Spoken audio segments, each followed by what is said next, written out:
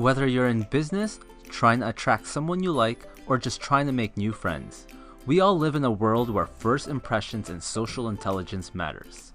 So today, I'm going to cover one of my favorite books, How to Talk to Anyone by Leil Lowndes.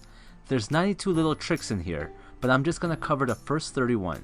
But if this video reaches 200 likes, I'll make a part 2. So let's begin. The first technique is to make sure you don't flash an immediate smile whenever you greet someone. Instead, look at the person for a good second or two. Pause, soak in their persona, and then let a big, warm, responsive smile flood over your face and overflow in your eyes. Think of how a good comedian will build up to a punchline for a joke. Next, pretend your eyes are glued to your conversation partner. Don't break eye contact even if he or she has finished speaking. If you have to look away, do it slowly.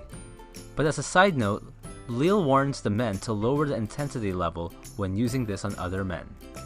Now in a group setting, watch your target partner even when someone else is talking. If this is too intense, then keep your eyes on the speaker, but every time the speaker finishes a point, let your glance bounce to your target. This technique makes your target feel like you care about his or her reaction. Next is about posture. Every time you walk through a doorway, picture an iron jaw bit hanging from the frame just slightly above your head, and imagine taking a bite out of it. This should help you straighten your posture. Practice this in your home throughout the day. For the next technique, consider giving a warm smile, your full attention, and the total body turn to everyone you meet, as if a cute baby just crawled up to your feet. Or similarly, imagine the person is like your old best friend who you haven't seen in ages. Number 7 is about not fidgeting and keeping hand motions below your head. Many believe that one of the big reasons that Richard Nixon lost to JF Kennedy in the 1960 presidential elections is because he kept fidgeting and mopping his eyebrows on live television. Technique 8 is about making it a habit to pay attention to the little things. Are they smiling? Looking away? Rubbing their neck? Is their feet pointing towards the door? You don't have to be a body language expert to pick up on what they may be thinking. Next, relax and practice visualizing yourself walking around hung by your teeth, shaking hands, smiling, and treating people like you're meeting a long-lost best friend. Next, remember to match people's mood and tone of voice first, even if they're upset or depressed. Enter people's world before bringing them to yours. The 11th is understanding that your first impression has little to do with your actual words. Just remember to avoid starting conversations with a complaint or something negative. The next technique is to wear or carry something unusual, could be small, that strangers will feel compelled to stop you and ask you, "What is that?" Next, ask a friend, the host of the party, or anyone who knows your target about some facts, and then use those as an icebreaker. "So I heard you're a famous magician where you're from." But if you don't know anyone who can give you some facts, then try eavesdropping. "Excuse me, I couldn't help but overhear that you're a dancer." When someone asks you the inevitable, "Where are you from?" or "What do you do?" never give one-word answers and try to have it relate to the person you're talking to. Research some interesting facts on the internet. I'm an attorney from Toronto, a city with over 8,000 restaurants.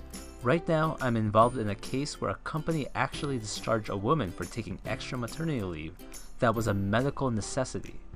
Now, the same rules apply when you're introducing people to one another.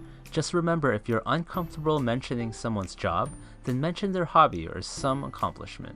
Next, when in conversation, pay attention to word clues that hint to your target's preferred topic. Then when possible, start talking about that topic.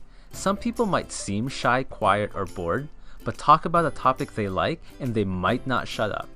The next one was inspired by Brian Tracy. He says to picture a spotlight. In sales, if the spotlight is focusing on the product, it's not interesting to the prospect. But if the spotlight is focused on the prospect, they make the sale.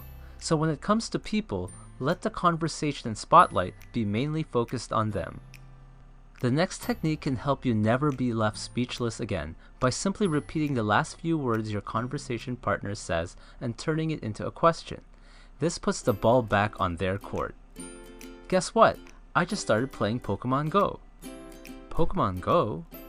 The word encore, which the audience sometimes shouts at the end of a good performance, means they want another one.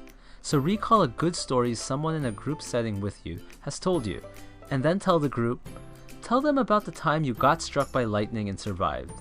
This shines the spotlight on them by requesting a repeat performance. When first meeting someone, avoid any stories about yourself that would potentially be looked down upon.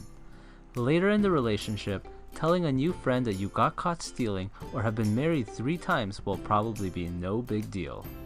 Next, if you're ever afraid of going to some social event because you'll have nothing to say, then simply go watch or read about the latest news.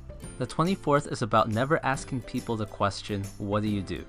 Some people are just not proud of what they do for a living, like a tax collector. Instead ask, how do you spend most of your time? If they're workaholics, they'll happily tell you what they do anyways. But if someone asks you what you do, ask yourself how your profession can help this person's life.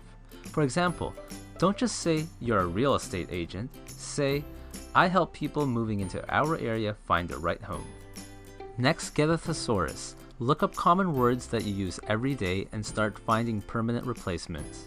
For example, many women have been called pretty, beautiful, cute, or hot enough times in their lives. Stand out and say something like, don't take this the wrong way, but you look ravishing. Next is killing the quick me too. Oftentimes, when we find something in common with someone, we often want to immediately say, me too. But Leil says to let the person keep talking and just keep asking questions while hinting you're knowledgeable about the topic for a while. When you finally do tell them, they might be shocked.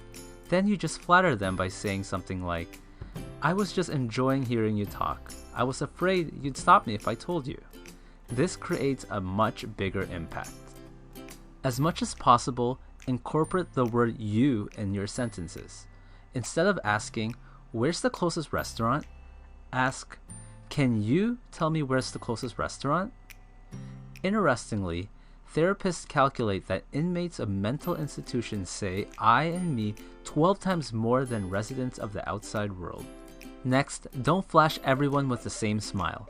When meeting groups of people, give a distinct smile to each person, and if one person in the group is more important to you than others, then reserve an especially big, special smile, perhaps using the one from technique number 1.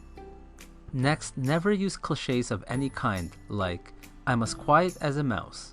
Instead, follow technique number 31 and consider just slightly changing the ones you already know. For example, switch when pigs fly to, when monkeys live on clouds. Or as quiet as a mouse to, as quiet as an eel swimming in oil.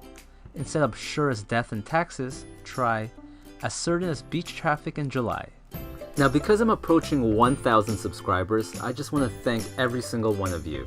And as a gift for watching this whole video, I'm randomly giving a copy of this book to anyone who subscribed and joined my mailing list.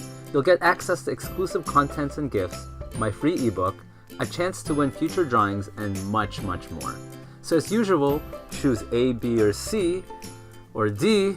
Hope my pants fall down.